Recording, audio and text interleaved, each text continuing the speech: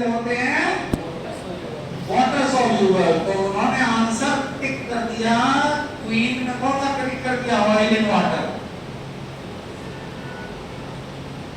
Divided by queen वाले ने ध्यान से समझो, पॉलीऑक्सी इथिलीन डेरिवेटिव ऑफ स्पान में क्या टिक कर दिया बच्चों ने, वाटर इन ऑयल टिक कर दिया। क्यों? क्योंकि क्या लिखा था, स्पान, लेकिन वो स्पान नहीं है, वो पॉलीऑक्सी इथिलीन डेरिवेटिव है जिसका नाम क्या है, क्वीन। तो याद रखेंगे सब, ठीक है, याद रखेंगे।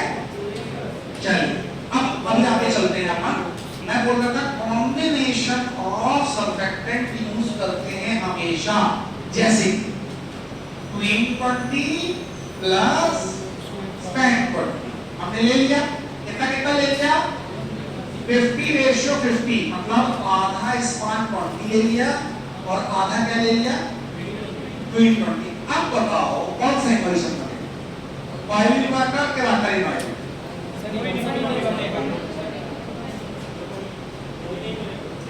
ये मत बोलो कोई नहीं, ये बोलो कि ये ऐसे नहीं समझ, ऐसे नहीं बता पाएंगे, इससे कुछ पता चल रहा है, नहीं पता चल रहा, लेकिन अभी पता चल जाएगा कैसे। क्वीन 20 और स्पैन 20 की एचएनपी वैल्यू अपने को याद करनी है। क्वीन 20 की एचएनपी वैल्यू होती है 16.7 और स्पैन 20 की एचएनपी वैल्यू होती है 8.6। तो मिक्सचर का क्या हो गया, 16.7 प्लस 8.6 डिवाइडेड बाय 2 कितना हो गया, 12.65 समथिंग, कितना आ गया 12. आप बताओ कौन सा इक्वेशन बनेगा,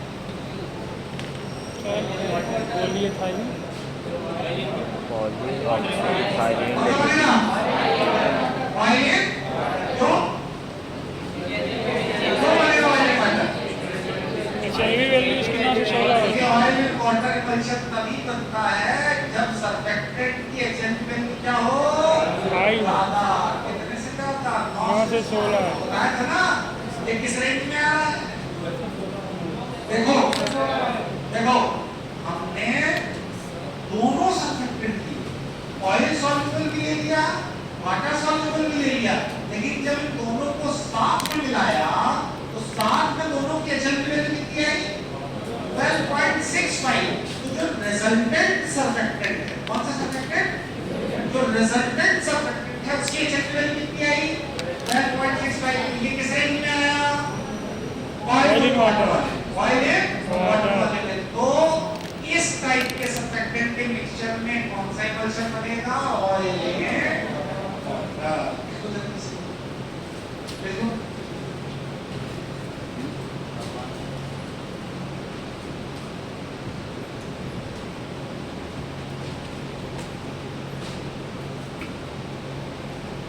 ठीक है,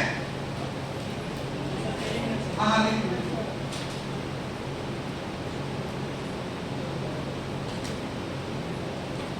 ठीक है, क्लियर है, देखो जल्दी से।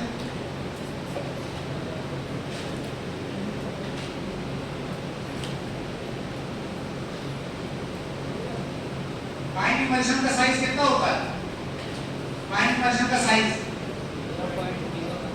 0.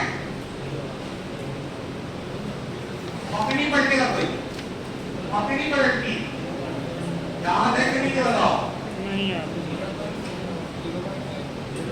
क्या होता है फाइन इमल्शन का 0.25 से 25 माइक्रोमीटर, ठीक है। दोनों जो नए बच्चे आए उनके 100 के आदि जगह होंगे, कुछ बच्चे होते ना, तो वो एक मजदूर नहीं होता, रोज कमाओ रोज खाओ, होता है, एक मजदूर होता है, एक मजदूर वो होता है जिसकी महीने की तनख्वाह बंधी होती है, मुझे रोज जाना है, महीने के आखिरी दिन तनख्वाह मिलेगी। एक क्या होता है, मर्जी का मालिक होता है, क्या होता है, आज जाऊंगा, आज मेहनत करूंगा, आज कमाऊंगा और खाऊंगा, कल मन नहीं करेगा सो जाऊंगा, और ना आज कमाऊंगा ना आज खाऊंगा। बहुत से ऐसे बच्चे होते हैं, आज चलो चलते हैं, तो उनका कोई भला थोड़ी होता, अगर वो सोच रहे हैं उनका कुछ भला होने वाला है, वो अपने आप आपको बेवकूफ बना रहा है? क्योंकि लिंक अगर टूटी हर सब्जेक्ट की और हर चीज की, देखिए टॉपिक इतने बड़े बड़े हैं, एक क्लास में तो खत्म नहीं हो सकता, कभी होता है क्या? कभी 2 क्लास तक की है, 3 क्लास तक की है, जैसे मान लीजिए मल्चन ही है, 2 क्लास खत्म जाए, 2 क्लास खत्म हुआ, तो जो पहली क्लास में अटेंड नहीं किया होगा उसको क्या बहुत सारी चीजें इनकॉर्पोरेट नहीं हो पाएंगी? हो पाएगी क्या? हो पाएगी क्या? नहीं हो पाएगी। ये रोज कमाओ रोज खाओ वाली मजबूत मत करो,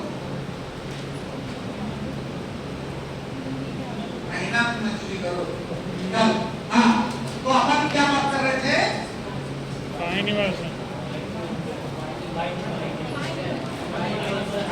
कितना साइज?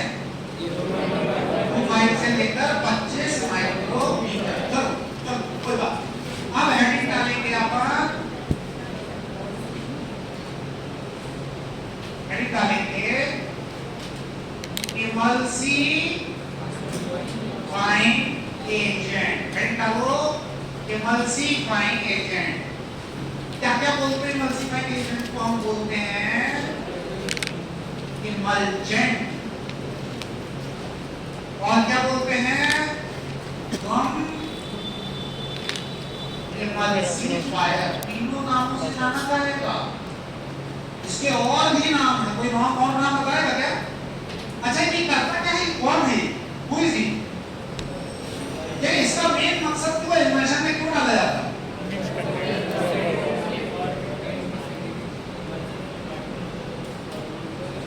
मिक्स करने के लिए। और बोलो इमल्शन की स्ट्रेटजी करने के लिए। और बोलो इमल्शन का जैसे सस्पेंशन का सस्पेंडिंग एजेंट होता है, वैसे ही इमल्शन का क्या होता है? Emulsifying agent. इसका काम क्या? पहली बात, सबसे इंपॉर्टेंट बात, इसका काम क्या है? पहले 3 नाम याद कर लो, इमल्सिफाइंग एजेंट, इमल्जेंट और इमल्सिफायर। तीनों नामों से क्वेश्चन आ सकते हैं। इसका काम क्या है? देखिए देखिए, they act as bridge between polar and non-polar portions and reduces interfacial tension, reduces interfacial area, reduces surface free energy, reduces coalescence and increases, and एक ही जगह नहीं किया इमल्सिफाइंग एजेंट को एक ही जगह मैंने सब लिखा दिया। ये काम क्या करता है? They act as bridge between polar and non-polar molecule and reduce interfacial tension, hence interfacial area, hence surface free energy, hence coalescence, and hence increases stability। अब इसको समझाना पड़ेगा क्या ये है क्या भाई? लिख तो दिए हो सर आपके, पूरी कहानी लिख दी हो, लेकिन ये है क्या? है ना? राइट?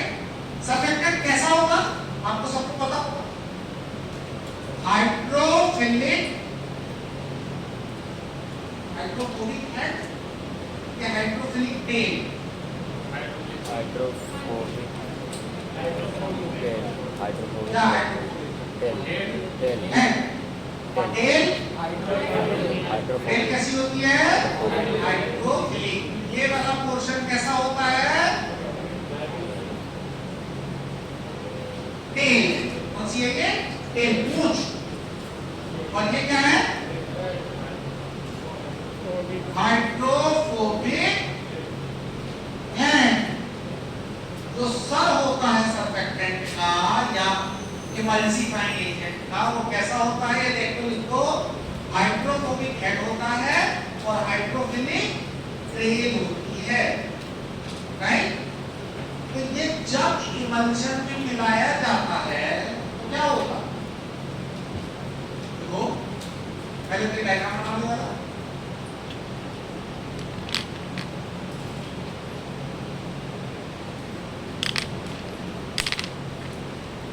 देखो when surfactant और when surfactant देखो, अच्छा इसी को इमल्सिफाइंग एजेंट को ही और नामों से जाना जाता है, जैसे कि सर्फेक्टेंट भी इसी को कहते हैं, ठीक है। तो देखो when surfactant is added to an emulsion, आप देखो when surfactant is added to an emulsion,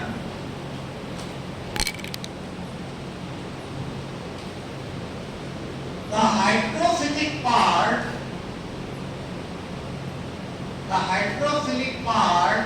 of surfactant, the hydrophilic part of surfactant is attached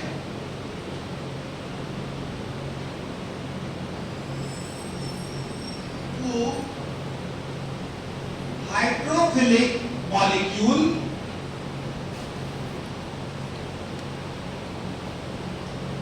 and hydrophobic area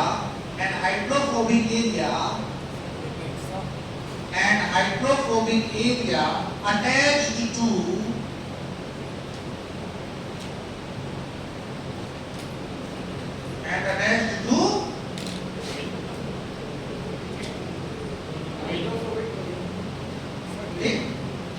ठीक है। आपको कैसे समझाया जाए, हाँ ट्रेन देखिए,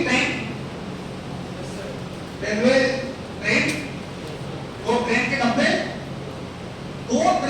डब्बे आपस में जुड़ते हैं, आपने देखा उसका एक जंक्शन होता है जंक्शन, जब वो जुड़ते हैं तो एक दूसरे से घुसते नहीं क्योंकि वो उसमें देखा आपने ऐसा वाला पोर्शन, इसका ये वाला पोर्शन, इसका ये वाला पोर्शन इसमें अटैच हो जाता है, मैग्नेट होता है बहुत बड़ा और अटैच होके ये जो डब्बा होता है, जो इंजन का बोगी होती है, उसको अंदर नहीं, उसमें अटैच हो जाता है। लेकिन अगर ये ना हो तो क्या होगा, डब्बे कोलैप्स हो जाएंगे, क्या बढ़ जाएगा, टेंशन, क्या बढ़ जाएगा, टेंशन। अब ध्यान से सुनो, ये रहा एक बीकर जिसमें है ग्लोब्यूल्स, इमल्शन के जब इनको स्टोर करके रखते हो तो हर किसी की आदत से मजबूर क्या है, जो उसमें आप प्रोसेस करके भेज देते तो धीरे धीरे प्रोसेस खत्म होगी।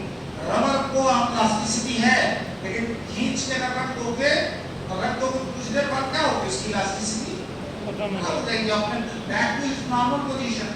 इसी तरीके से ये मॉलिक्यूल्स एक दूसरे के पास आना चाहते हैं, पास आने के बाद वो एक दूसरे में फ्यूज होना चाहते हैं, छोटे छोटे मिलके बड़े बड़े होना चाहते हैं, जिसको क्या कहते हैं, ये तो बताइए आपको, छोटे छोटे मॉलिक्यूल एक दूसरे में घुस जाएं और बड़ा मॉलिक्यूल बना ले तो उसको क्या बोलते हैं, कोएलेसेंस।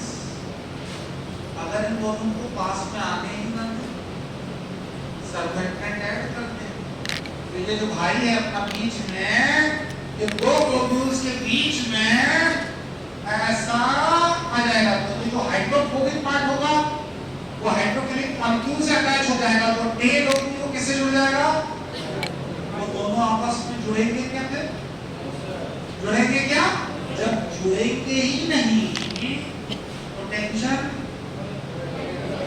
एरिया, कोएलेसेंस घुसेंगे नहीं तो कोएलेसेंस ही नहीं होगा, घट जाएगा, कोएलेसेंस घट जाएगा तो स्टेबिलिटी आगे बात समझ में आई। सर्फेक्टेंट काम क्या करता है, जैसा उसका स्ट्रक्चर है कुछ नहीं, वो जैसे डालोगे वो जाएगा मॉलिक्यूल की सरफेस पे जाके एब्जॉर्ब हो जाएगा। लेकिन सरफेस पे एब्जॉर्ब कब होगा, या तो सब एब्जॉर्ब होगा या तो टेल, या तो सब एब्जॉर्ब हो गया या तो टेल, जिससे टेल एब्जॉर्ब हो गई, जिससे टेल एब्जॉर्ब हो गई तो हेड वाला मुड़ेगा, वो तो हेड से मुड़ेगा तो हेड और टेल फिर मिल पाएंगे क्या? अलग-अलग मॉलिक्यूल की मिल पाएंगे। जब मिल ही नहीं पाएंगे तो टेंशन खत्म हो जाएगी, और जब टेंशन खत्म हो जाएगी तो कोएलेसेंस एनर्जी और स्टेबिलिटी साथ घट जाएगा और स्टेबिलिटी हो जाएगी बढ़ जाएगी। तो इमोशन क्या हो जाएगा? स्टेबल। इमोशन क्या हो जाएगा? स्टेबल। आई बात समझ में सबको? ठीक। No sir. तो ये लिखिए, ये सब आपने लिखिए, पूरा लिखिए आपने। अच्छा, इमल्सिफाइंग एजेंट, इमल्जेंट, नॉन इमल्सिफायर मैंने बोला, तो ये कितना, अच्छा ये इसका काम क्या है? रिड्यूस सरफेस टेंशन और इंटरफेशियल टेंशन होता है ना? एक पॉइंट लिखिए, surfactant reduces surface tension, surfactant reduces surface tension up to 10 dynes per centimeter square। कितने टेंशन को कम कर सकता है ये? 10 dynes per centimeter square तक की अट्रैक्टिव फोर्स को, टेंशन को ये क्या कर देगा? कम कर देगा। कहां तक? 10 dynes per centimeter। बहुत इंपॉर्टेंट क्वेश्चन है इसको। 10 dynes per centimeter square ये क्वेश्चन आ चुका है। This question has been asked in examination that a surfactant produce how much surface tension? कितना? Up to 10 dynes per centimeter square। Okay, clear है? Point clear है? अच्छा, अब जो ये surfactant होते हैं, मैंने आपको बताया ये अलग-अलग टाइप के surfactant होते हैं, जैसे कि हेडिंग डालिएगा, type of emulsifier, emulsifying agent, type of emulsifying agent, type of emulsifying agent, type of emulsifying agent। First, type of emulsifying agent first is surface active agent। को हम क्या बोलते हैं? सरफेस एक्टिव एजेंट को हम क्या बोलते हैं? सरफेक्टेंट। इसका मतलब समझा। सरफेस एक्टिव एजेंट पहला क्या होगा? सरफेस एक्टिव एजेंट, इसका नाम क्या है? सरफेक्टेंट। देखिए, it form a monomolecular layer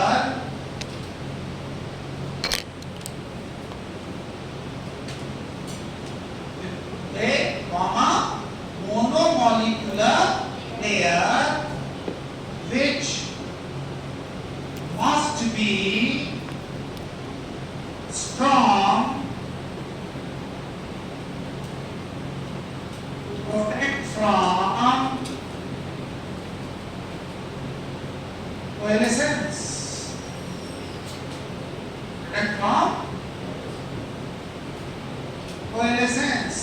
surfactant जो होता है, जो सरफेस एक्टिव एजेंट होता है, वो हमेशा क्या बनाता है? एक मोनोमॉलिक्यूलर लेयर। मतलब मोनोमॉलिक्यूलर लेयर समझते हैं? किसी भी मॉलिक्यूल के ऊपर जब वो एडसॉर्ब होगा तो मल्टी लेयर नहीं बनाएगा, कैसी लेयर बनाएगा? सिंगल लेयर, मोनो लेयर बनाएगा, राइट? अब मोनो लेयर बना लेगा तो दो मॉलिक्यूल आपस में घुसेंगे क्या?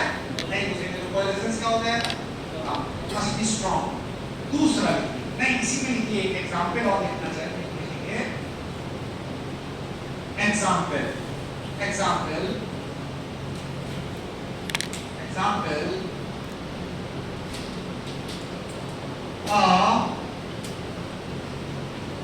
water soluble surfactant sodium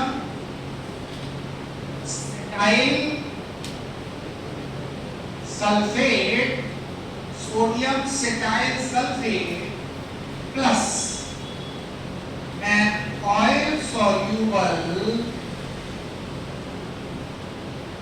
surfactant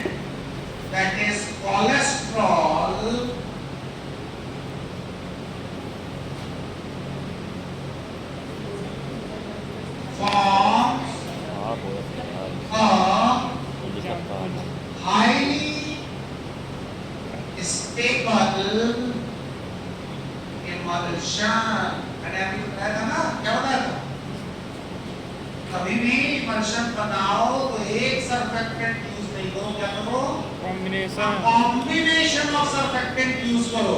तो मैं एक एग्जांपल आपको और बता रहा हूं। इस सर्फेक्टेंट में एक हमने वाटर सॉल्युबल सर्फेक्टेंट लिया, उसका नाम क्या? Sodium cetyl sulphate. Pharmaceutical industry में सबसे ज्यादा यूज होने वाला कॉम्बिनेशन ऑफ सर्फेक्टेंट है सोडियम सेटाइल सल्फेट। इवन जब मैंने अपना एमकॉम का प्रोजेक्ट किया था तो उसमें ट्रायल्स के लिए यही लिए थे दोनों। सोडियम सेटाइल सल्फेट जो कि एक वाटर सॉल्युबल सर्फेक्टेंट है और एक ऑयल सॉल्युबल सर्फेक्टेंट जिसका नाम है कोलेस्ट्रॉल। इन दोनों को मिला के जब आप कोई इमल्शन बनाते हो तो कैसा इमल्शन बनता है? Highly stable emulsion. लेकिन एक सर्फेक्टेंट मोनोलेयर बनाता है कि मल्टीलेयर? सर्फेक्टेंट हमेशा क्या बनाता है? एक मोनोलेयर। ठीक है, चलिए इसी में टाइप पढ़ना है ना, टाइप। तो पहला टाइप हो गया सर्फेक्टेंट, पहला टाइप हो गया सर्फेक्टेंट। दूसरा लिखिए सेकंड ऑक्सिलरी इमल्सिफाइंग एजेंट, और इनको कहते हैं हाइड्रोफिलिक कोलॉइड्स।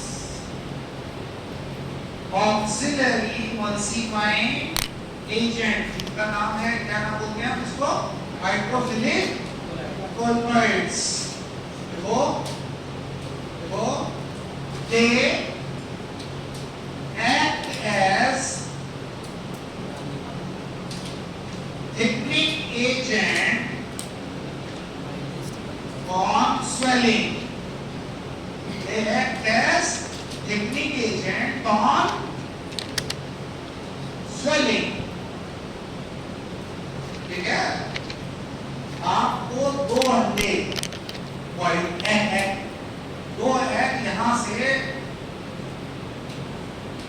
भेजना है बहुत दूर, जम्मू कश्मीर बहुत दूर भेजना है। दो अंडे, ठीक, दो अंडों को भेजना है और वो बिल्कुल फूटेंगे तो क्या करोगे आप? एक ऐसा डब्बा लोगे और उस डब्बे में ये दो अंडे रखे और क्या किया? अगल बगल या तो घास वाली चीज या तो कुछ पेपर वगैरह रख दिया या रुई वगैरह रख दिया, जिससे क्या ना, जिससे क्या होगा? दो अंडे आपस में ना टकराएं। क्लियर? Point clear? दो एग्स आपस में कोलाइड ना हो, नहीं टूटेंगे, नहीं टकराएंगे तो नहीं फूटेंगे। अब देखो इमल्शन में, ये रहा इमल्शन के ग्लोब्यूल्स। आप चाहते हो ये दोनों एक दूसरे में फ्यूज ना हो, तो पहला रास्ता क्या? ये मिला दो, हेड वाला हेड से मिल जाएगा, टेल वाला टेल से मिल जाएगा, घुसने नहीं देगा। पहला रास्ता। दूसरा रास्ता, ये सब पंचायत करनी है, हमें तो कुछ ऐसी चीज डालनी है जो वहां जाके पानी एब्जॉर्ब करे और फूल जाए। जब वो फूल जाएगा, ध्यान से समझिएगा, जब वो फूल जाएगा, स्वेल हो जाएगा, तो क्या करेगा? आपस में ग्लोब्यूल्स को घुसने नहीं देगा, तो बचा लिया। तो स्टेबिलिटी क्या होगी? ऐसे बचाव के तरीके को क्या बोलते हैं? ऑक्सिलरी इमल्सिफाइंग एजेंट और हाइड्रोफिलिक कोलॉइड। ये कोई काम नहीं करता, ये काम क्या करता है? ये पानी जाएगा, फूलेगा और दो ग्लोब्यूल्स को आपस में पास आने नहीं देगा। ओके, लीजिए, they act as thickening agent on swelling, hence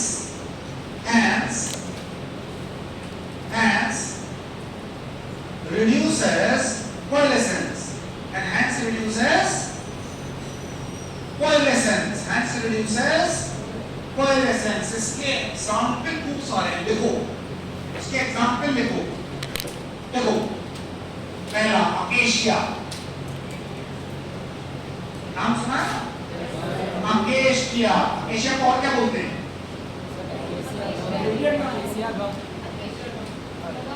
Ramacasia. Ramacasia. ठीक है, ओके, चलो अकेशिया, मैं लिखूं जिलेटिन, जल्दी acacia, gelatin, tragacanth, acacia, gelatin, tragacanth, then carrageenan नाम सुना? नो सर नहीं सुना है तो आप सुन लीजिए, मैं कैराजिनम,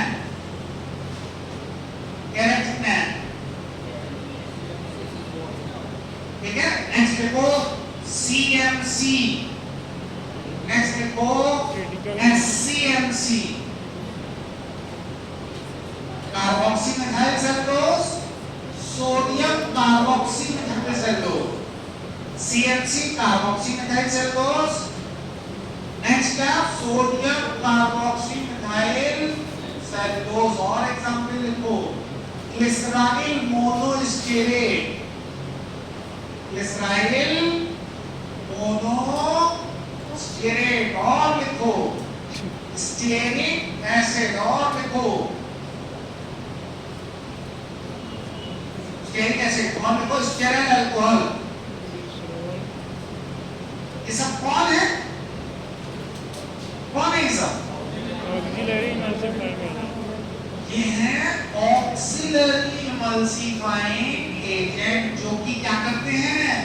Cell water में जाके cell जो cells को मीडियम है उसको इतना गाढ़ा कर देते हैं कि दो ग्लोब्यूल आपस में, लेकिन ये कारगर कब है? जब कौन सा इमल्शन? वाटर इन ऑयल हम देखना करें तो नोट करके इसी में कंफ्यूजन करते हैं, मैं इसीलिए लिखवा रहा हूं यहीं पे, बच्चे यहीं पे गलती करते हैं। देखो एक प्रमोट्स, पहले इसी में लिखो, नोट में नहीं लिखो, पहले इसी में लिखो ऑक्सीजन में, it promotes oil and water emulsion, it promotes oil and water emulsion, it promotes oil and water emulsion।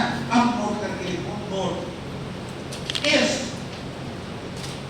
viscosity has to be increased, if viscosity has to be increased of,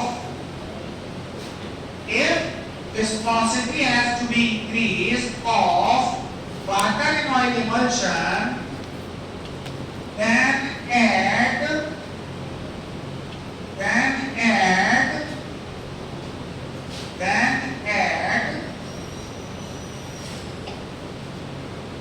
brominated oil or beta bromo naphthalene. मतलब समझ लो भाई, water in oil की viscosity बढ़ानी है तो ये मिलाओ, oil in water की बनानी है तो ये मिलाओ। बात समझना कि भाई हमें मीडियम की विस्कोसिटी को बढ़ाना है जिससे इमल्शन के ग्लोब्यूल्स आपस में न टकराएं, न फ्यूज हो। तो अगर ऑयल इन वाटर है तो क्या यूज करना है? हाइड्रो, नाम से समझ में आ रहा, हाइड्रोफिलिक, मतलब ये वाटर वाले में।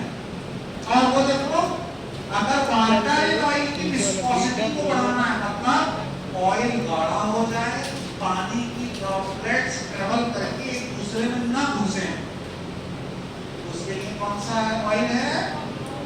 तो फटाफट कौन से ऑयल है? brominated oil. हाँ, ब्रोमिनेटेड ऑयल एंड बीटा ब्रोमोनैप्थलीन। क्या तो फटाफट अभी ब्रोमिनेटेड ऑयल एंड बीटा ब्रोमोनैप्थलीन लिखा। जब कौन सा इमल्शन हो?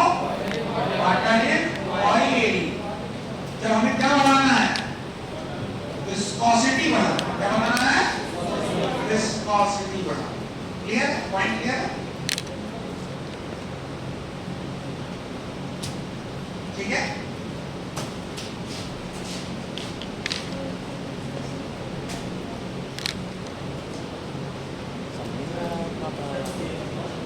कहाँ जाने वाले ऑयल वाटर CMC हम लोग देखो carboxy methyl cellulose, carboxy methyl cellulose.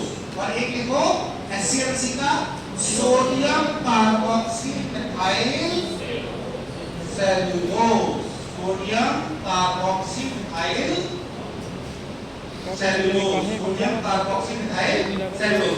इसमें एक चीज और ऐड करना है, मुझे ऐसा लग रहा है कि इसमें एक चीज और ऐड करनी पड़ेगी। नोट करके नोट करके लिखो, ये ऑयल इन वाटर में से मिला हुआ था और ये वाटर इन ऑयल में मिला हुआ था। नोट करके लिखो। देखो ऑयल वाटर ना ये वाटर इन ऑयल हाँ बस वही। इफ इसमें 2 चीज मिला चलते हैं। वहाँ इसका एग्जाम्पल चेंज हो जाएगा। If creaming has to be reduced, तो वो तो brominated oil beta bromonaphthalene example लिखे हैं ना, उनको वहां पे काट। तो ब्रोमिनेटेड ऑयल और बीटा ब्रोमोनैफ्थलीन लिखा है ना, उसको वहां से काट दो। बीटा ब्रोमिनेटेड ऑयल एग्जांपल काटो, वहां से काटो, वहां पे एग्जांपल दूसरे ले तो काटो वहां से, तो ज्यादा सही रहेगा। काट दो वहां से, एग्जांपल लिखो, देखो एग्जांपल लिखो, इसका एग्जांपल लिखो, लॉन्ग चेन एल्कोहल्स, जहां ब्रोमिनेटेड ऑयल और बीटा ब्रोमोनैफ्थलीन लिखा है वहां पे काट दो। उसी के एग्जांपल उसके बल्कि लिखो, कौन से? Long chain alcohols and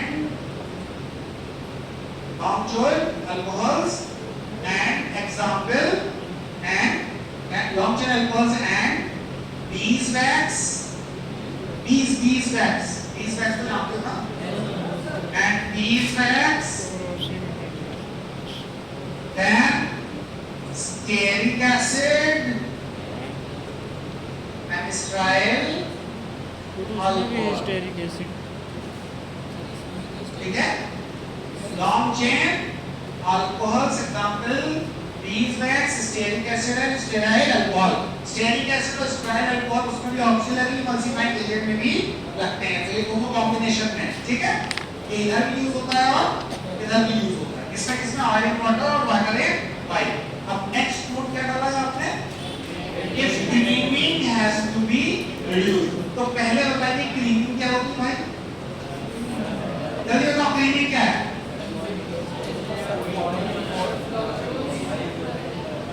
oil ऊपर आ जाए, वाटर नीचे आ जाए। जल्दी से बताओ कोई बच्चा, reason behind creaming, one single difference. हाँ बोला किसी, very good. Due to difference in density between two medium. कभी भी ध्यान से सुनो, बहुत ध्यान से सुनो, अगर आपने एक इमल्शन बनाया, ये ऑयल है मान लीजिए, ये ऑयल है और ये वाटर है, अगर आपको इस इमल्शन को स्टेबल रखना है, आप नहीं चाहते कि ऑयल अलग हो जाए, वाटर अलग हो जाए और क्रीमिंग की प्रॉब्लम हो, तो एक ही रास्ता है, क्या करें? क्योंकि रीजन क्या है? रीजन क्या है? ऑयल की डेंसिटी वाटर से बहुत कम हो, ऑयल की डेंसिटी वाटर से कम होती है। तो जब दोनों में इतना ज्यादा डिफरेंस होता है तो क्या करते हैं? धीरे धीरे ऑयल वाले अलग हो जाते हैं, वाटर वाले अलग हो जाते हैं। हम चाहते हैं कि क्रीमिंग को रोक दिया जाए, तो क्या करें? अरे जो कारण है उसी को खत्म कर दो। क्या कारण है? कारण क्या है? दोनों की डेंसिटी में डिफरेंस, दोनों की डेंसिटी में हम कुछ ऑयल वाले पार्ट में कुछ ऐसा मिलाते हैं जिससे उसकी डेंसिटी क्या हो जाए? बढ़ जाए, वाटर के लगभग बराबर हो जाए, तो क्रीमिंग के चांसेस कितने कम हैं? कम हो जाएगा। आ रही बात समझ में? Yes, sir. समझ आ रहा? क्या लिखा? If creaming has to be reduced, then देखो, if creaming has to be reduced, then the difference of density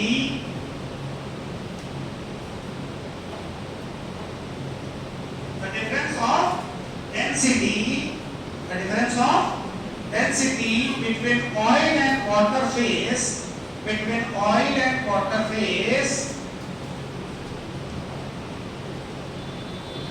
be reduced, must be reduced.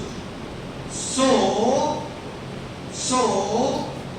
as oil is less dense, so as oil is less dense and so oil is less dense and कोई तो example बताए कौन सा वाला brominated oil and beta bromonaphthalene यहाँ लाने हैं बच्चा brominated oil and beta bromonaphthalene is added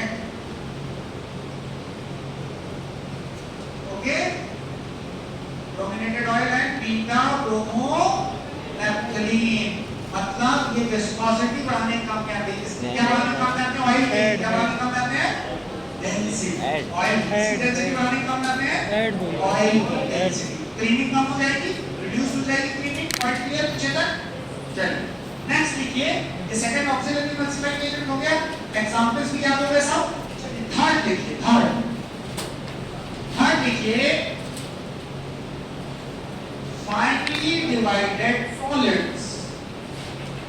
finely divided solids finely divided solids इसका दूसरा नाम है तीसरा है particulate systems कौन से systems particulate system ये क्या होते हैं पता है ये क्या होते हैं कुछ नहीं बहुत फाइन पार्टिकल्स होते हैं जिनको जब हम इमल्शन में डालते हैं तो वो करते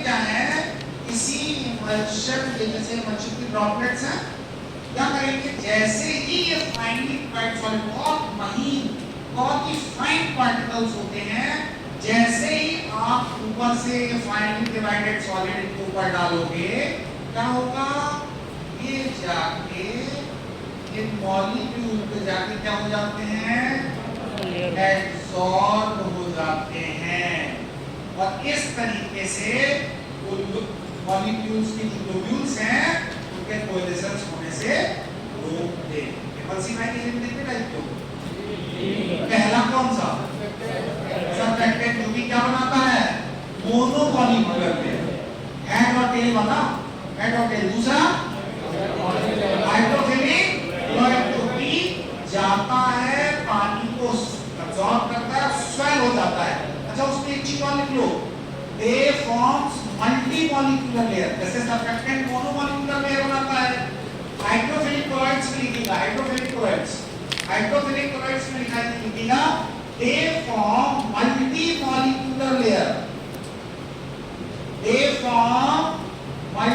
मॉलिक्यूलर लेयर जैसे प्याज की परत होती है ना मल्टी मॉलिक्यूलर लेयर ये वाला समझ में आ गया अब इसका एग्जांपल लिखो फाइन पॉइंट्स है एग्जांपल कोई बच्चा बताएगा एग्जांपल बहुत फेमस है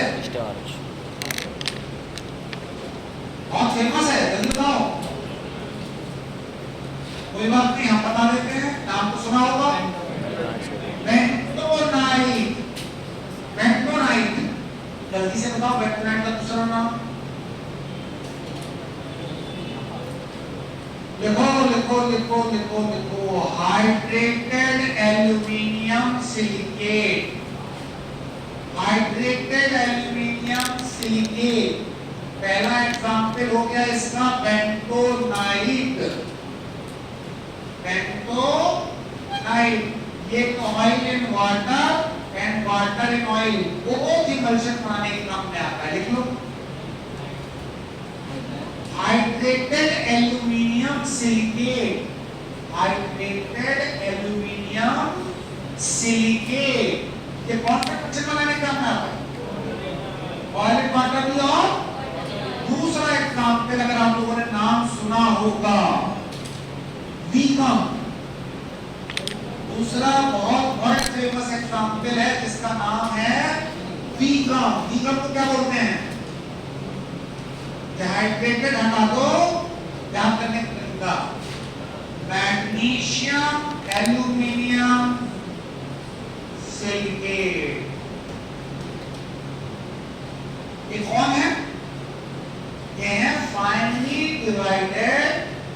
सॉलिड्स जो क्या करते हैं, अच्छा लिखवाया नहीं है ना, लिखवाया है क्या मैली डिवाइड सॉलिड्स के बारे में? No sir. नहीं लिखवाया। पहले ये डायग्राम, पहले एग्जांपल लिखो, सारे एग्जांपल लिखिए, दो एग्जांपल लिखिए, तीसरा लिखो मैग्नीशियम हाइड्रोक्साइड, चौथा लिखो एल्यूमिनियम हाइड्रोक्साइड। ये चार एग्जांपल है किसके, फाइनली डिवाइडेड सॉलिड्स के। ये क्या काम करते हैं ये भी लिखो, लिखो लिखो, आगे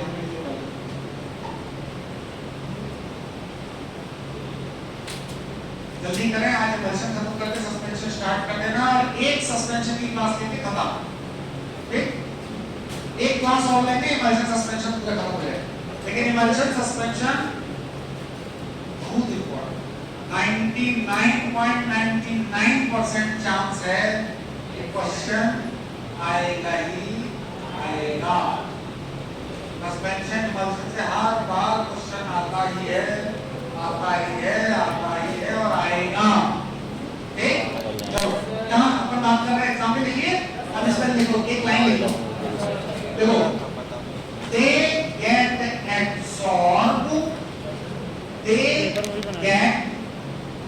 absorbed on surface of molecule, or globule लिखो, on surface of globule, they get absorbed on surface of globule and hence reduces coalescence, and hence reduces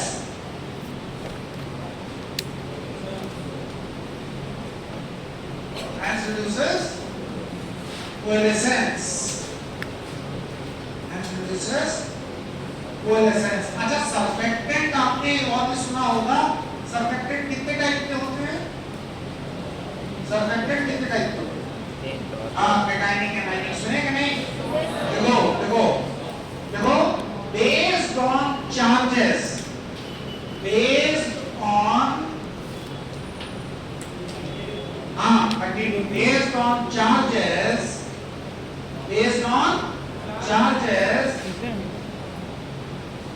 surfactants Hence reduce coalescence. surfactants types। पहला कौन सा? Cationic. ये कैसा होता है? Positive charge. यही महक दूसरा है। Negative charge. एग्जांपल बताओ जल्दी से, एग्जांपल बताओ इसका। SLS, सोडियम लॉरेल सल्फेट, नाम तो सुना ही होगा। HNP कितना होता है इसका? 40। HNP कितना होता है? 40, 40। और दूसरा एग्जांपल लिख लो, बहुत इंपॉर्टेंट, ट्राइकोनालामाइन टुकलिएट। वो एग्जांपल है इसके कैटायनिक सर्फेक्टेंट के दो एग्जांपल हैं, एक SLS सोडियम लॉरेल सल्फेट और दूसरा ट्राइकोनालामाइन टुकलिएट। दूसरा है कौन सा? एनायनिक। कौन सा? एनायनिक। क्या एग्जांपल? एनायनिक कौन सा चार्ज है? Positive charge. इसका एग्जांपल लिखेंगे, बताएंगे कोई? पॉजिटिव चार्ज है सर, कैटायनिक पॉजिटिव चार्ज होता है सर। ये हाँ, सॉरी उल्टा लिख लो, उल्टा लिख लो। एनायनिक का एग्जांपल बताओ जल्दी से, एनायनिक में एग्जांपल बताओ, एनायनिक के एग्जांपल बताओ जल्दी से, एनायनिक के एग्जांपल बताओ। एक बहुत फेमस एग्जांपल है, लिखो सेट्रिमाइड। एग्जांपल लिखो सेट्रिमाइड। दूसरा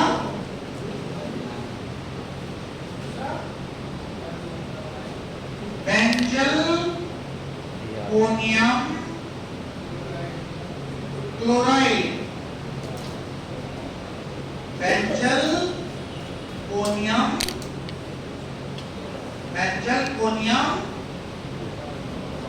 क्लोराइड। बेंजलकोनियम क्लोराइड और किस काम में आता है जल्दी बताओ?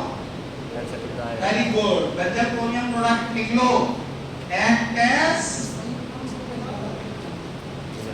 प्रिजर्वेटिव प्रिजर्वेटिव तीसरा कौन सा होता है नॉन आयनिक अच्छा ये दोनों एनायनिक हो चाहे एनायनिक हो ये कहां यूज होते हैं टॉपिकल मतलब इनको पीते नहीं टॉपिकल कहां पे लगाते हैं स्किन पे लगाते हैं कहां पे टॉपिकल कौन से दोनों एनायनिक और एनायनिक नॉन आयनिक देखो नॉन आयनिक लिखो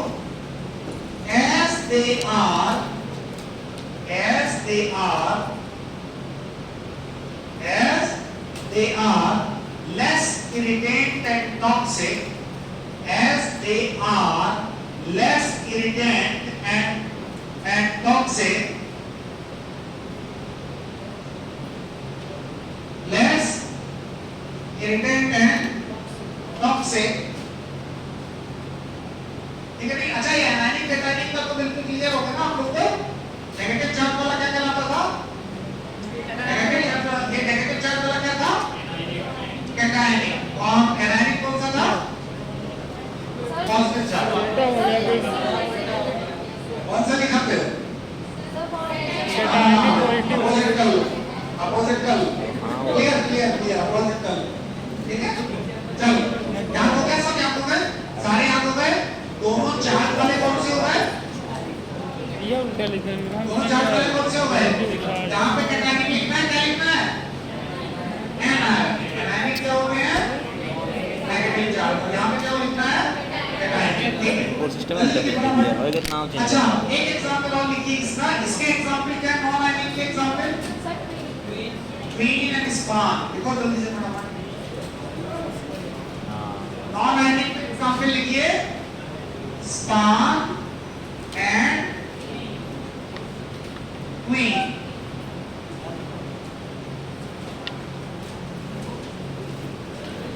स्पान एंड क्वीन और दूसरा एक और लिखिए बहुत एग्जांपल फेमस है इसका नाम सुना होगा आपने नाम सुना लेसिथिन नेक्स्ट देखो लेसिथिन ना सब गलत हो गया नेक्स्ट देखो लेसिथिन चौथा लिखिए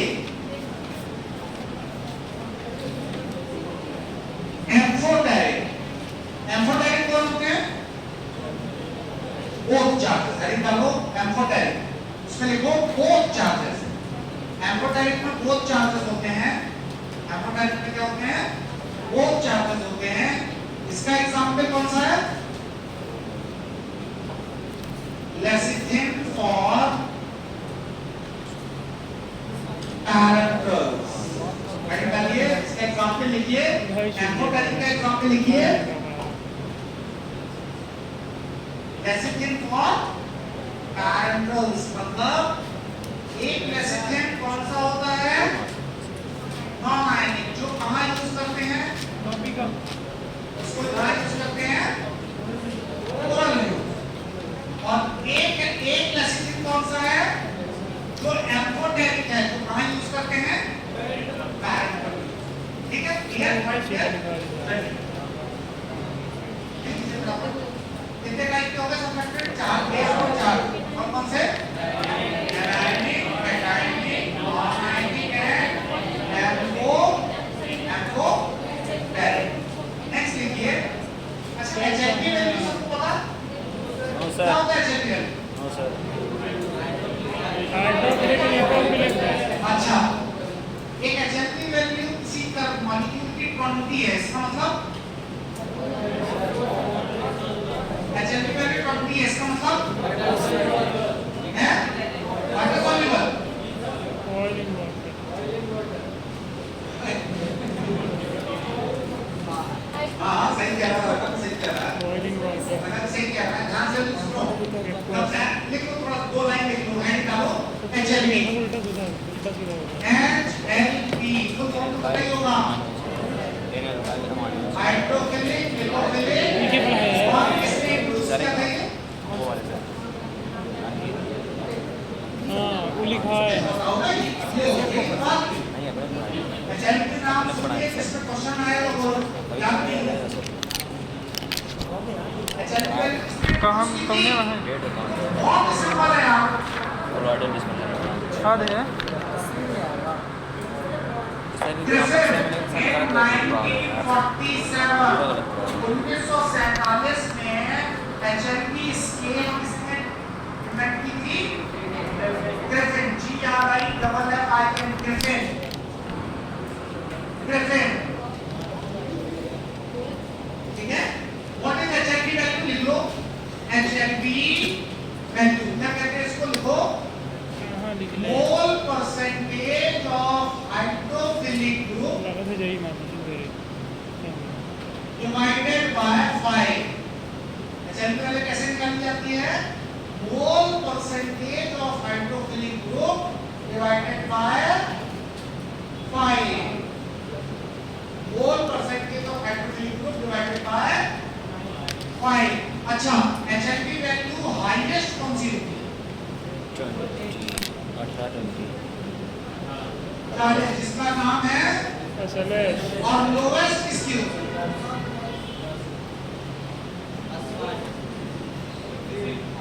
फोलिक एसिड की।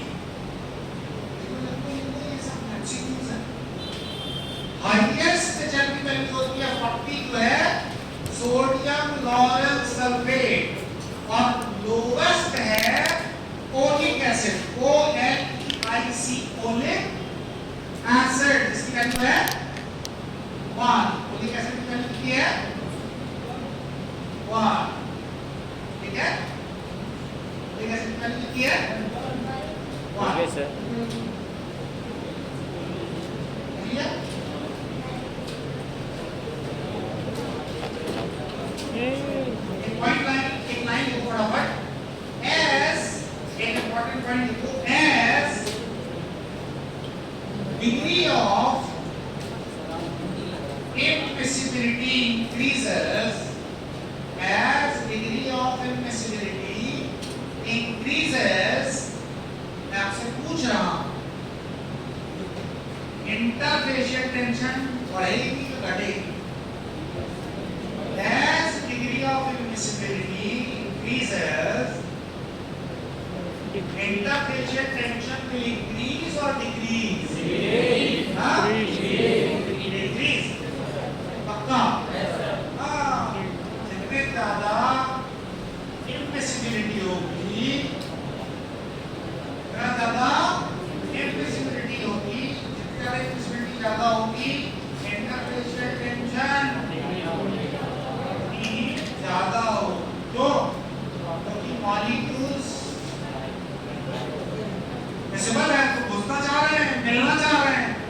देखो as degree of immiscibility increases interfacial tension also देखो as degree of immiscibility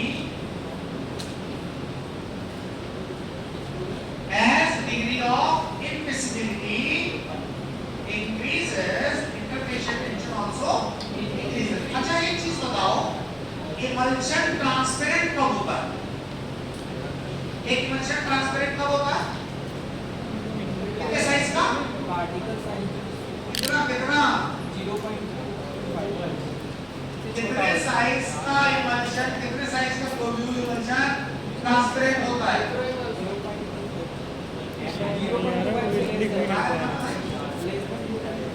micro emulsion बनाया था। माइक्रो emulsion कैसे होते हैं? ट्रांसपेरेंट सिस्टम जो दिखते नहीं है। कितना बताया था? 0.1 माइक्रोमीटर और you can say 10 nanometre 10 nanometre. मुझे लगा हम गलत नंबर आ रहा है ये कौन था? माइक्रो emulsion का कौन था? Micro emulsion। अच्छा एक रास्ता और है, अगर emulsion ट्रांसपेरेंट हो जाए तो एक कारण और हो सकता है। क्या? अगर ऑयल का और वाटर का रिफ्रैक्टिव इंडेक्स सेम हो जाए तो क्या होगा? तब ये क्वेश्चन एक बैक्टीरिया होता है जो बॉडी में इनविजिबल हो जाता है। पता है क्यों? तो होता है क्योंकि उसके बॉडी में जो साइटोप्लाज्म होता है, जो फ्लूइड होता है, उसका रिफ्रैक्टिव इंडेक्स और टिश्यू का रिफ्रैक्टिव इंडेक्स क्या हो जाता है? सेम। इसलिए वो बैक्टीरिया क्या हो जाता है? इनविजिबल। मतलब इनविजिबल हो जाता है, तो ट्रांसपेरेंट हो जाता है। एक पॉइंट लिखो, नोट कर देखो, नोट करके लिखो, transparency of emulsion, transparency of emulsion, transparency of emulsion, transparency of emulsion is due to two reasons. Is due to two reasons. पहला तो बताते हैं, मैंने पहला क्या? is due to small size. पहला तो लिखो, पहला small size. दूसरा same refractive index of oil and water. Same refractive index of oil and water. ये बहुत इंपॉर्टेंट पॉइंट लिखवाया मैंने। एक इमल्शन ट्रांसपेरेंट कब होगा? कब होगा?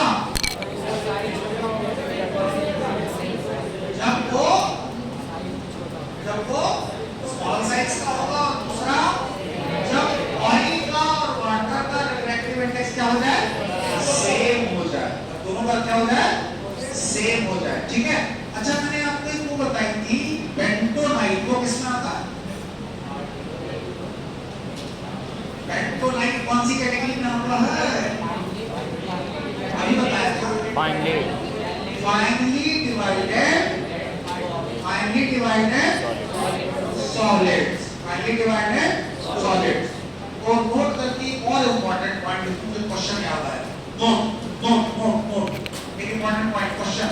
ये जो नोट लिखवाता हूँ मैं, मुझे कहीं ना कहीं से क्वेश्चन याद आ जाता है, मैं नोट लिखवा देता हूँ। देखो, बहुत इम्पोर्टेंट है नोट।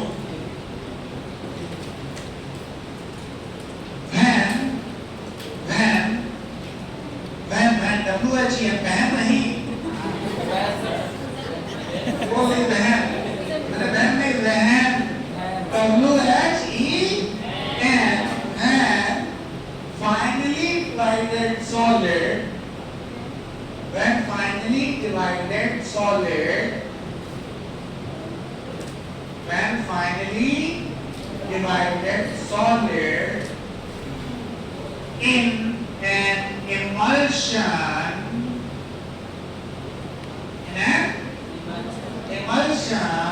is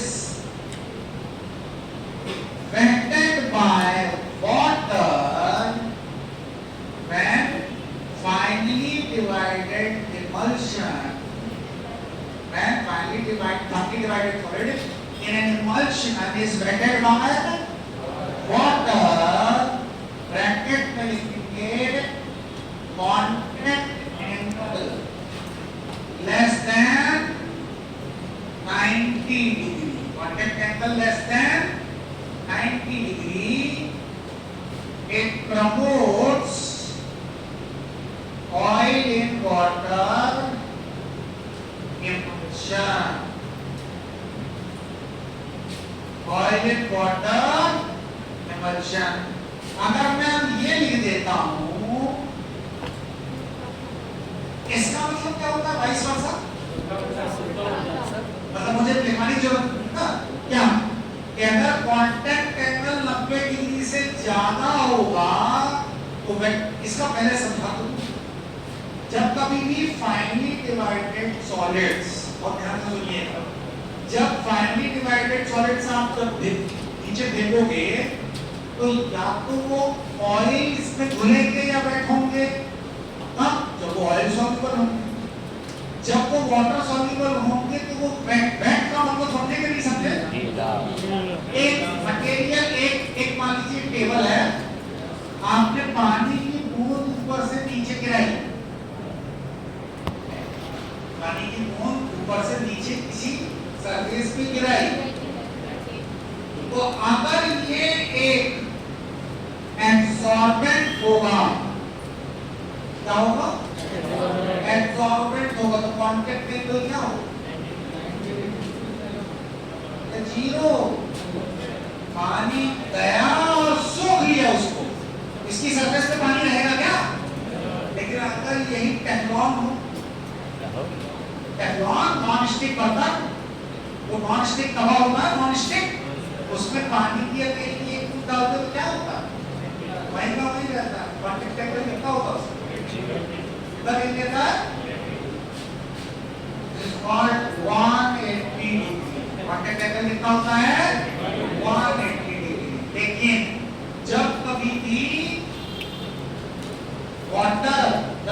वाटर की लेयर किसी मॉलिक्यूल पे पड़ती है तो उसका कांटेक्ट टेंपरेचर हमेशा कितना होता है? Less than 90 degree. अगर मोर देन 90 डिग्री होगी तो वो कौन सा फॉर्मेशन करेगा? Water in oil. Point clear है? ये पॉइंट क्लियर है? ठीक है, पॉइंट क्लियर, बहुत इंपॉर्टेंट बात है। नेक्स्ट लिखिए सरफेक्ट, टाइप ऑफ सरफेक्टेंट। सर यानी डालो हाँ। अच्छा, कांटेक्ट एंगल ध्यान से देखिएगा। कांटेक्ट एंगल का मतलब ये होता है, बहुत ध्यान से समझिएगा, जैसे मैंने अपना हाथ इस सरफेस पे रखा, तो ये मेरा हाथ और इसके हाथ में कांटेक्ट हुआ। अगर मेरा हाथ इसमें गया और मैं पूरा एब्जॉर्ब हो गया इसमें, तो मेरे हाथ के इस हाथ के बीच में, इस हाथ के बीच में कोई एंगल बना क्या? 0। लेकिन अगर मेरे हाथ का एंगल ऐसा है कि ये यहाँ से लेकर पूरी सरफेस यहाँ तक निकली है, तो वो हो गई 180 डिग्री। लेकिन अगर जैसे ये रहा एक सरफेस, यहाँ पे पानी की बूंद गिरी और अगर वो इतना एंगल दिखा रहा है, जैसे ये क्या बोल 90 degree. What is this?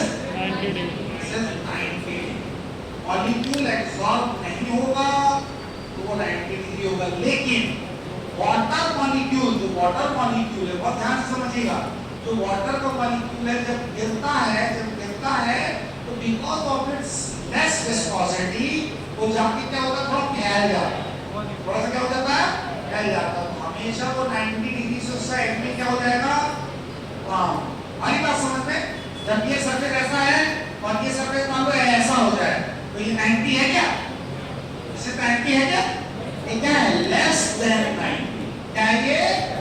Less than 90। तो जब लेस देन 90 होगा तो कौन होगा? वाटर। और मोर देन 90 कौन होगा? Oil.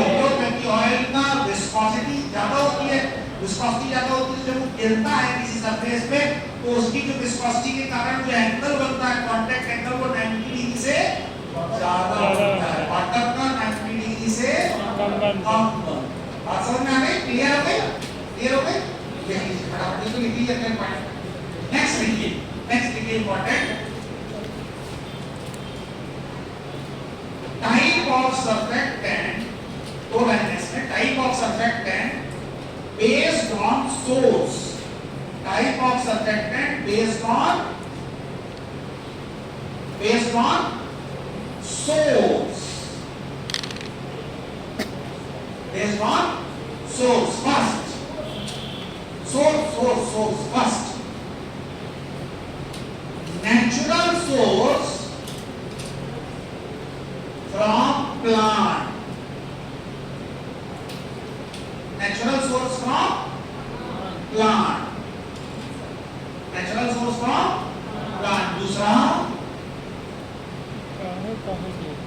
natural source from animal। Example लिखा हुआ पहले लिखा।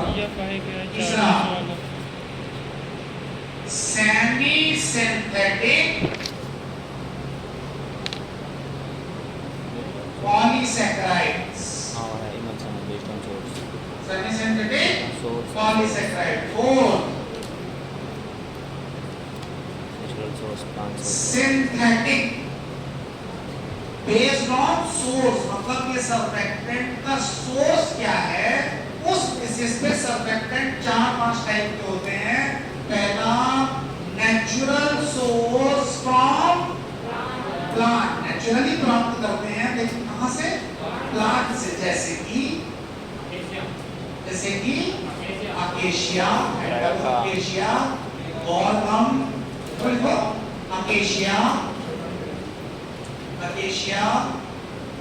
गौरगम, GUAR guar gum, acacia guar gum, tragacanth, acacia guar gum है टकाकैन। अच्छा, नेचुरल सोर्स फ्रॉम एनिमल क्या क्या होंगे? Gelatin, very good. देखिए जिलेटिन, बीजवैक्स, वेरी गुड, जिलेटिन है बीजवैक्स। सेमी सिंथेटिक पॉलीसेकेराइड के एग्जांपल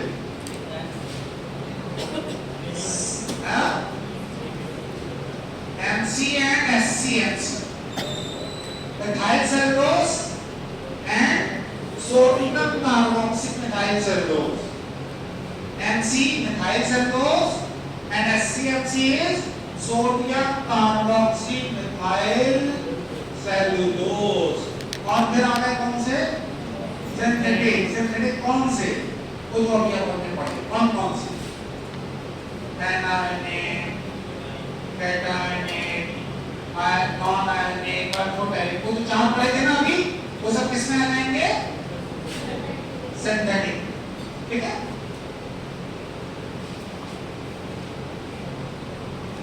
ये समझा? चलो, यानी निकालो method of preparation of emulsion. यानी निकालो method of preparation of emulsion. यानी निकालो method of preparation of emulsion.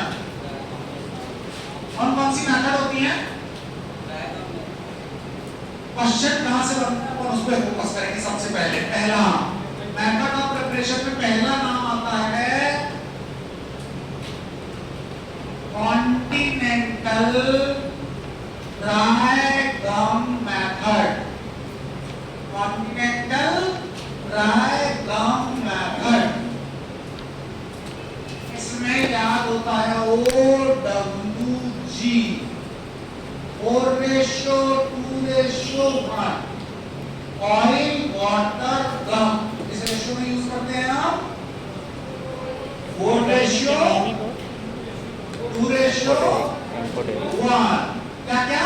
Oil water गम। मैं बहुत शॉर्ट में पढ़ाऊंगा ये कैसे। ऑयल वाटर गम सबसे पहले फर्स्ट स्टेप अगर हम यूज करते हैं तो सबसे पहले क्या ले लो? सबसे पहले ले लो ऑयल प्लस गम। किसमें?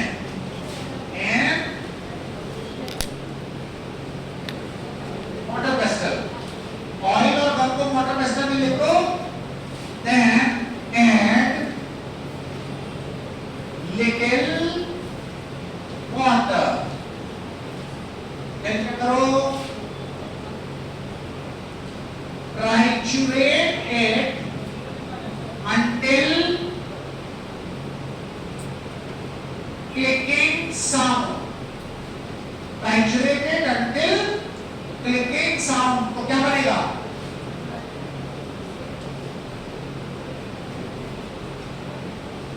Primary emulsion. क्या बनेगा? Primary emulsion. Then add rest of water to form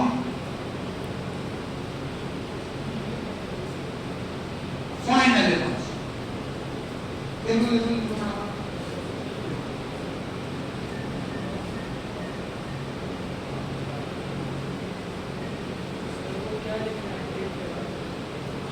writing बहुत खराब है क्या? यस सर, सब नहीं आ रहा। खुल के बोल रहे हैं। हाँ, मैं भी खुल के कहता हूँ। सही होता है। हाँ, क्या क्या कहाँ पे? Triturate it until clicking sound.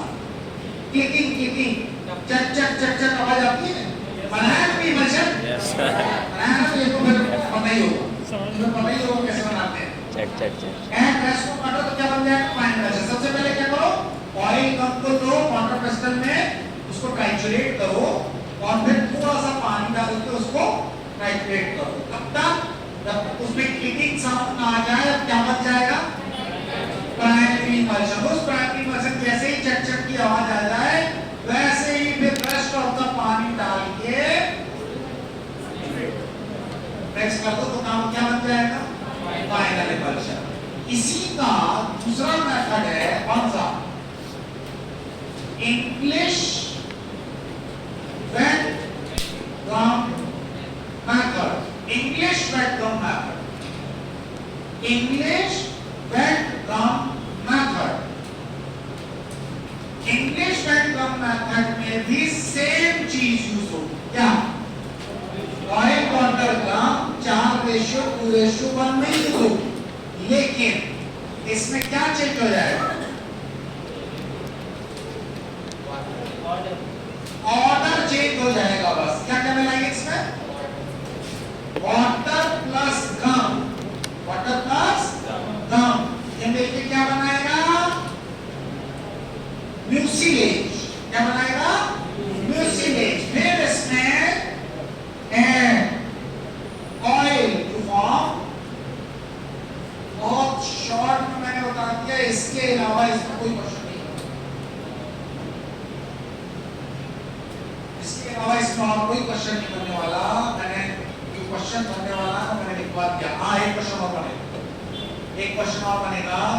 ये दोनों ही मेथड में जो ऑयल यूज होता है वो होता है नॉन वॉलेटाइल ऑयल। क्योंकि इसमें क्वेश्चन आया इसलिए मुझे याद आ गया।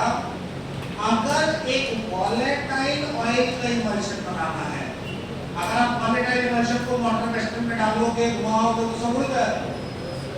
तो इसमें इन दोनों में ऑयल कैसा यूज होगा? Non volatile oil. देखो दोनों में कौन सा ऑयल यूज हो रहा है? Non volatile oil. तो वॉलेटाइल ऑयल के लिए कौन सी मेथड है? कोई से वॉलेटाइल ऑयल के लिए कौन सी मेथड है फिर?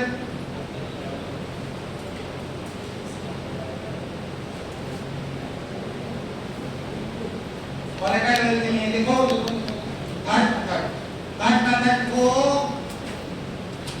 Forbes bottle method. Forbes bottle method, इसमें कौन सा यूज होता है? वॉलेटाइल ऑयल, और इसमें रेशियो होता है बस। इससे ज्यादा क्वेश्चन नहीं आएगा, इससे ज्यादा इसमें क्वेश्चन नहीं आएगा। फोर्ब्स बॉटल मेथड बताने की तो जरूरत है भी शायद। फोर्ब्स बॉटल मेथड इसमें बनाते हैं, वाटर वेस्टर्न नहीं बनाते, इसमें बनाते हैं बॉटल। उसको क्या बोलते हैं?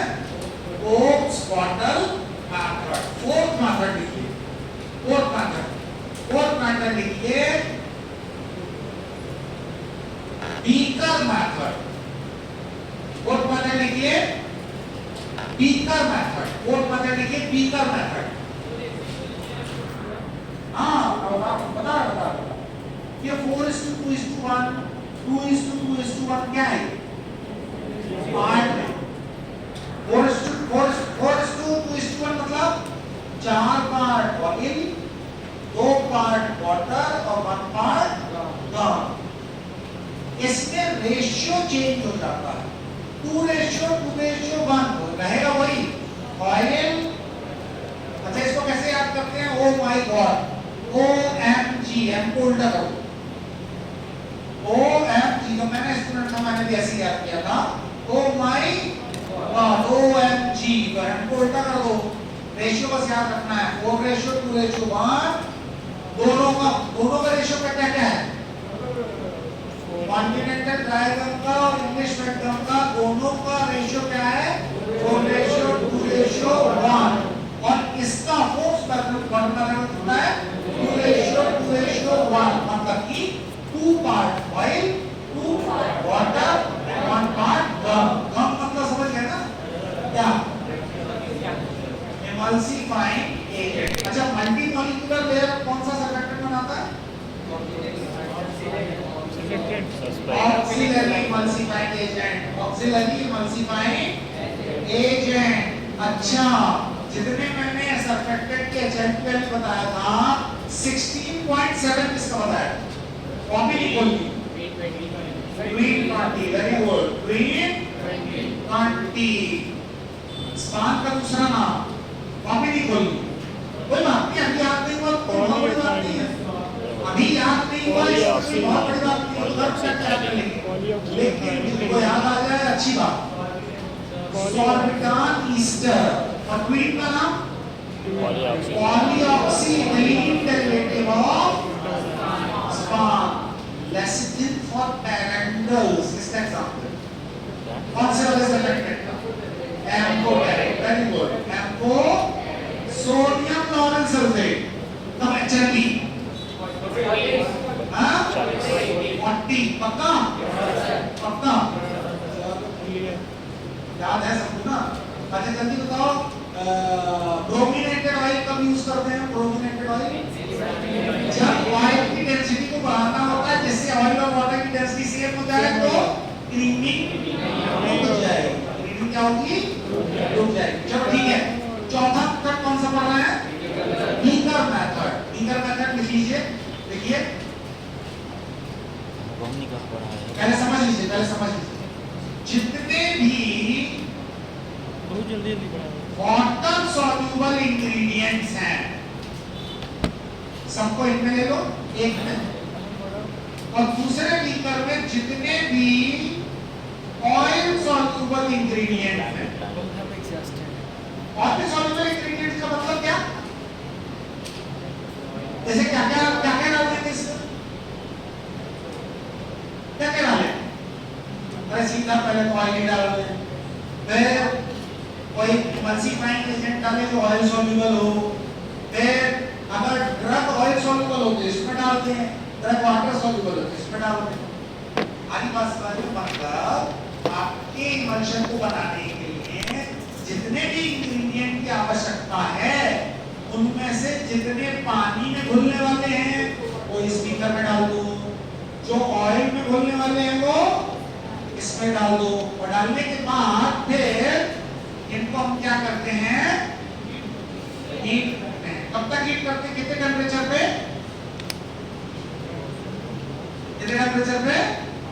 ये डायग्राम जैसा मैंने बनाया हुआ बिल्कुल वैसा ही बनाना और ऐसे ही लिखना ना हीट कितने पे करते हैं हीट एट अ टेम्परेचर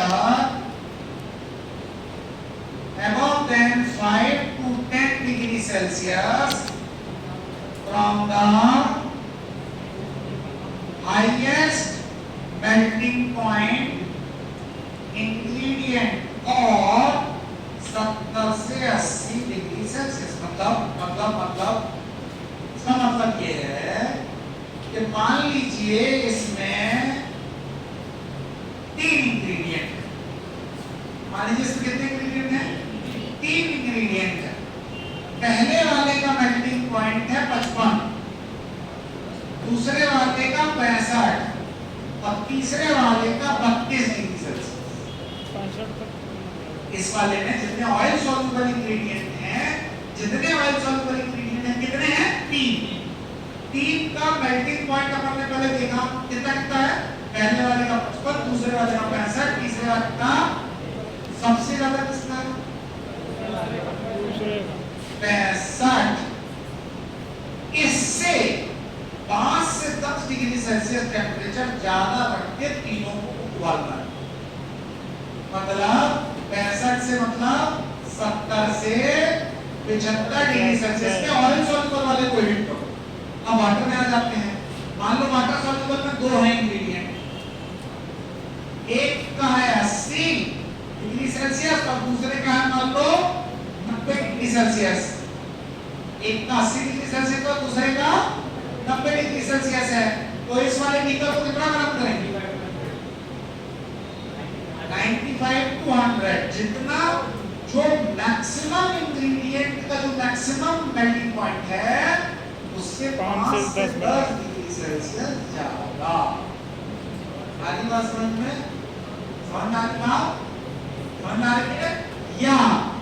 या अगर बहुत ही कम आ रहा है टेम्परेचर तो डेली टेम्परेचर पे करते हैं 70 से 80 डिग्री देखो ये जो लिखा है लिख दो जो मैंने डायग्राम बनाया बिल्कुल वैसे ही बना लो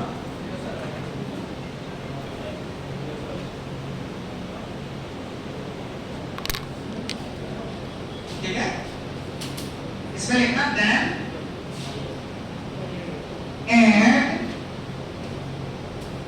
and equals to oil फिर क्या करो इसको गर्म करने के बाद ठंडा करके वाले को किसमें मिला दो, ऑयल वाले। तो अगर आपको इमल्शन बनाना है अपने लैब में तो कैसे बनेगा, क्लियर है कैसे बनेगा? दो बीकर लो, एक बीकर में सारे वाटर सॉल्यूबल वाले, एक बीकर में सब ऑयल सॉल्यूबल वाले।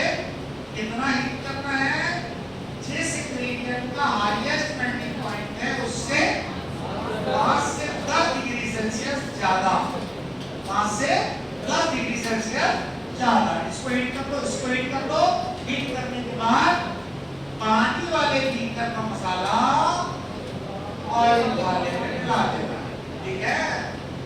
Okay, clear? ठीक है, ये क्या हो गया आपका इमल्शन कंप्लीट। रेडी का रेडी कर लो। हाँ सब लिखा है। देखो, चलो जी कॉपी बंद करो, कॉपी बंद करो, कॉपी बंद करो। इस पर आपसे क्वेश्चन आंसर कॉपी बंद करो, क्वेश्चन आंसर कॉपी बंद करके बैठ जाओ। Now then add a first oil मतलब one. ये डालो कल वाला तो हीट होगी, ये तो मिक्स कर देते हैं ऑयल वाला, अच्छा वो प्रॉपर में इमल्शन में ठीक समझ गया। बहुत समझदार है।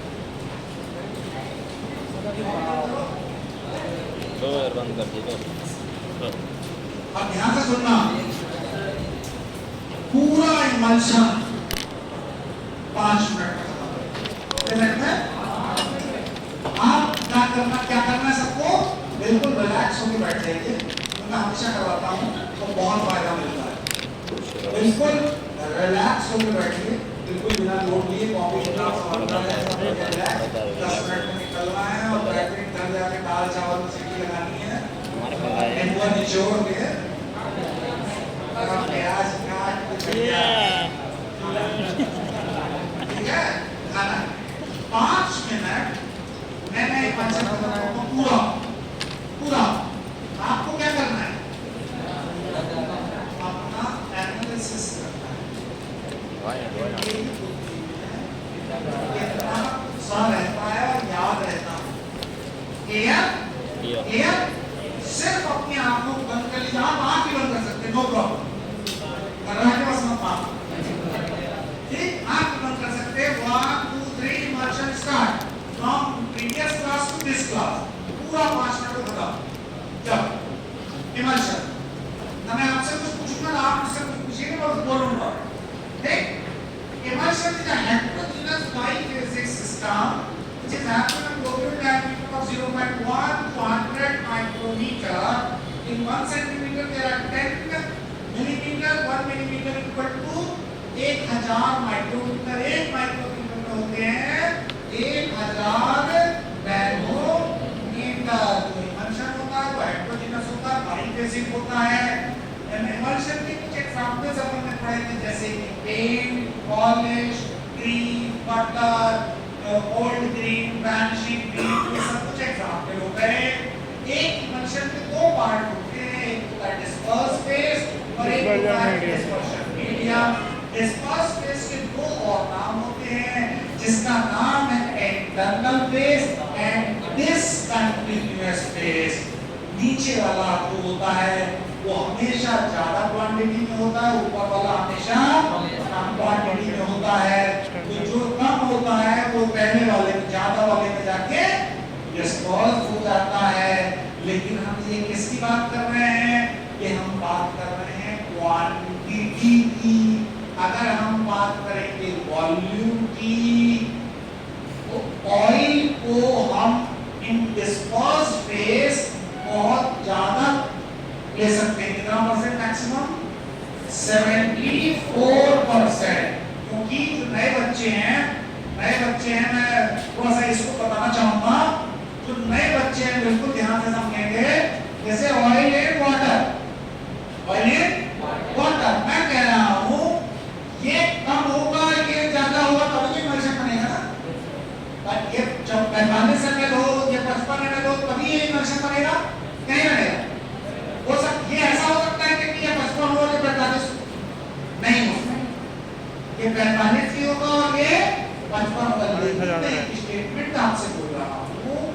The upper limit of oil has dispersed space can be 74%. आप बोलोगे सर अभी तो बोल रहे हो कि वो 50 से कम होगा, अब बोल रहे हो 74% होगा। वो वाटर इन ऑयल में क्या है? It is volume not quantity. It is volume not quantity. तो अपन सुनिए, upper limit of oil as dispersed space is 74%, but upper limit of water as dispersed space is 40%. Is 40%. Emulsion के बहुत सारे type होते हैं, होता है माइक्रो इमल्शन जिसको हम ट्रांसपेरेंट सिस्टम बोलते हैं। वो इतना छोटा होता है कि वो नेकेड आई से नहीं दिखता, वो नेकेड आई से नहीं दिखता। फिर एक होता है फाइन इमल्शन जो 0.25 से 25 माइक्रोमीटर के साइज का होता है। फिर एक होता है मल्टीपल इमल्शन, आपने सुना होगा W/O/W और O/W, राइट। फिर एक होता है माइसिल्स, माइसिल्स का साइज कितना होता है 5 to 20 नैनोमीटर। फिर हमने पढ़े थे इमल्शन की इंस्टेबिलिटी। इमल्शन की इंस्टेबिलिटी मेजरली कुछ स्टेप्स में होती है, जिसमें पहली स्टेप होता है फ्लॉकुलेशन, जिसमें मॉलिक्यूल पास आ जाते हैं। दूसरी होती है क्रीमिंग। क्रीमिंग का मतलब होता है ऑयल वाला ऊपर, वाटर वाला नीचे, लेकिन वो रिवर्सिबल होता है, मतलब अगर आप उसको शेप करोगे तो फिर वापस आ जाएगा। तीसरी होती है कौन सी? तीसरी कौन सी होती है? कोएलेसेंस। कोएलेसेंस का मतलब क्या होता है? दो मॉलिक्यूल आपस में घुस के बड़ा साइज बना लेते हैं। चौथा होता है क्रैकिंग और ब्रेकिंग। इसका मतलब ये है कि क्रीमिंग का बड़ा भाई, क्रीमिंग का बड़ा भाई मतलब इसमें भी फेस सेपरेट हो जाते हैं, लेकिन ये अब वापस नहीं आएगा, फेस इन्वर्जन होता है, राइट। क्लियर है? हमने आइडेंटिफिकेशन टेस्ट पढ़े थे इमल्शन के। पहला टेस्ट पढ़ा था dye solubility test. Dye solubility मतलब अगर मैं एक पानी वाटर सॉल्युबल डाई लाल कलर का डाल रहा हूँ, अगर मैं एक वाटर सॉल्युबल डाई लाल कलर का किसी इमल्शन में डाल रहा हूँ और उसका कलर में चेंज नहीं हुआ, तो वो कौन सा इमल्शन है? अगर मैं water soluble emulsifying agent dye, अगर मैं एक वाटर सॉल्युबल डाई एक इमल्शन में डाल रहा हूँ और उस इमल्शन का कलर चेंज नहीं हो रहा है, तो कौन सा इमल्शन है? Water in oil. अगर ऑयल इन वाटर होता तो कलर चेंज हो जाता। ऑयल सॉल्युबल डाई के एग्जांपल बताए थे मैंने, सुदामानी and scarlet oil. Water soluble के बहुत सारे एग्जांपल बताए थे, amaranth, saffron, crystal oil, methyl, red. ये सब किसके एग्जांपल हैं? ये सब किसके एग्जांपल हैं? वाटर सॉल्युबल डाई के। फिर एक कंडक्टिविटी टेस्ट है जो कौन पास करता है? ऑयल इन वाटर वाला। फिर एक cobalt chloride filter paper test. Blue to pink कौन सा होगा? Oil in water. कौन सा?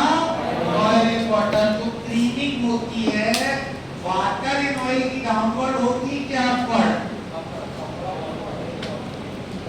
वाटर इन ऑयल की क्रीमिंग। वाटर इन ऑयल, ये एक बीकर है, इसमें ये ड्रॉपलेट्स हैं, मान लो ये पानी है, मान लो ये क्या है? पानी। इसकी क्रीमिंग अपवर्ड होगी डाउनवर्ड? डाउनवर्ड होगी, क्योंकि पानी जाता है नीचे, ऑयल जाता है ऊपर। क्लियर है? ये बात क्लियर है? देन हम लोगों ने पढ़े थे क्या? Method of preparation of emulsion. कौन सी? पहला continental diagram method. Diagram method का रेशियो जल्दी से बनाओ। Ratio 4/God। रेशियो में सबसे पहले ऑर्डर क्या था? ऑयल प्लस गम। म्यूसिलेज किसमें बनता है? वाटर और वाटर। गम में म्यूसिलेज बनता है। इसमें क्या बनता है? Primary emulsion. पहले क्लिकिंग साउंड वाला किसमें बनता है? डायग्राम मेथड है, राइट। क्लियर है? जितने भी वॉलेटाइल ऑयल है उनको किससे बनाते हैं? ओक्स बॉटल मेथड से। और एक लास्ट मेथड कौन सा बताया था? Beaker method. कौन सा method? Beaker method. Based on emulsifying agent कितने टाइप के होते हैं? मोनोमॉलिक्यूलर लेयर कौन बनाता है? सर्फेक्टेंट। मल्टीमॉलिक्यूलर लेयर कौन बनाता है? Hydrophilic colloids. और सरफेस पे फाइनली छा जाता है, एब्सॉर्ब हो जाता है, उसको क्या बोलते हैं? Finally divided solid. दो एग्जांपल बताए थे, बेंटोनाइट एंड वीनम। बेंटोनाइट का दूसरा नाम है हाइड्रेटेड एल्यूमिनियम सिलिकेट और वीनम का दूसरा नाम है मैग्नीशियम एल्यूमिनियम सिलिकेट। इसके दो एग्जांपल और बताए थे, magnesium hydroxide and aluminium hydroxide. HLB किसने इन्वेंट किया था? डेविड ने 1947। सबसे कम HLB वैल्यू किसका होता है? Oleic acid 1। सबसे highest sodium chloride sulphate 40। Sodium chloride sulphate 40। बाकी बात सेमी सिंथेटिक पॉलीसैकेराइड सरफेक्टेंट का example methyl cellulose and sodium carboxyl cellulose। जो सरफेक्टेंट ट्राइथोनोलामाइड ले लिए, ये कौन सा वाला है? नेगेटिव चार्ज वाला। कौन सा? एनायनिक वाला, राइट? कौन सा वाला? एनायनिक वाला। ब्रोमोनेफ्रिन वाला याद ही हो क्या सबको? डेंसिटी वाला। लेकिन अगर हमको विस्कोसिटी बढ़ानी है वाटर इन ऑयल इमल्शन की विस्कोसिटी बढ़ाने के लिए लगाएंगे long chain alcohol systemic acid है, स्टेराइल अल्कोहल। बताया था? ठीक। याद है सबको? घर पे जाके अच्छे से रिवीजन कर लेना। इमल्शन खत्म, सस्पेंशन लगभग एक थोड़ी सी बड़ी क्लास के लिए एक क्लास खत्म कर। ठीक है, थैंक यू।